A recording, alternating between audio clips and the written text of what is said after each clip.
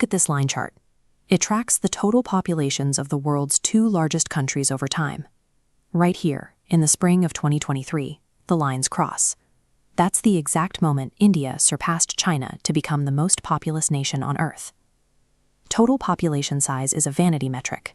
The real predictive power lies in the specific age distribution of those residents. This is a population pyramid showing the age distribution of China. Notice what happens between 2010 on the top left and the projection for 2035 on the bottom left. The shape inverts. China's pool of working-age citizens peaked in 2010 and has been shrinking ever since, leaving a top-heavy elderly population. Now look over here on the right at India's chart for 2035. It keeps a wide, bottom-heavy base. This means their workforce is steadily expanding and will continue to grow until around 2030. Economists call India's situation a demographic dividend, a window where a high ratio of young workers accelerates national savings. China is entering a demographic drag, where the state must divert capital away from public investment to fund pensions and healthcare for retirees. As China's resources are increasingly pulled toward managing the costs of an aging society, India is entering its peak years of productivity.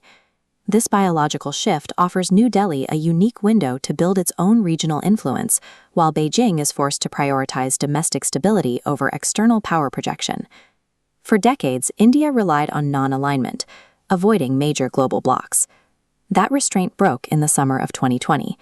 Lethal clashes high in the Himalayas of the Galwan Valley forced New Delhi to rethink its stance against an aggressive neighbor. The problem for Indian policymakers was straightforward: how to contain a nuclear-armed superpower right on the border without triggering a catastrophic land war. India's solution is a strategy called zone balancing. Instead of creating a hard military alliance like NATO, India builds regional resilience by strengthening the economic capacity of surrounding nations, blunting Chinese coercion without direct conflict.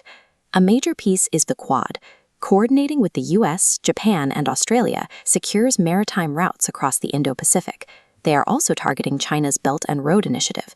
India is funding alternative ports of the future and investing in secure 5G networks, actively cutting Chinese state-backed tech companies out of the region's digital infrastructure. New Delhi is establishing itself as a regional anchor. By offering smaller nations a viable economic and security alternative, India reduces their reliance on Beijing. However, geopolitical strategy abroad requires a massive economic engine at home to pay for it.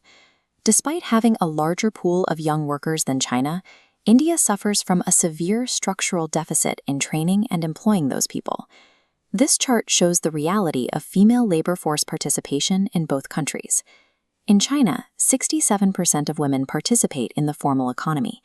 In India, that number drops to 33%. By keeping the majority of its female population out of the wage-earning economy, India effectively cuts its own demographic dividend in half. You cannot maximize output while benching half of your available talent. Combine this with systemic gaps in higher education and severe deficits in basic infrastructure, and China continues to hold a massive operational advantage in day-to-day productivity. Raw population numbers do not create a superpower. If India cannot efficiently educate and mobilize its own citizens, its ambition to overtake China will stall before it truly begins. A decade ago, the assumption of a unipolar Asia controlled by Beijing was the consensus.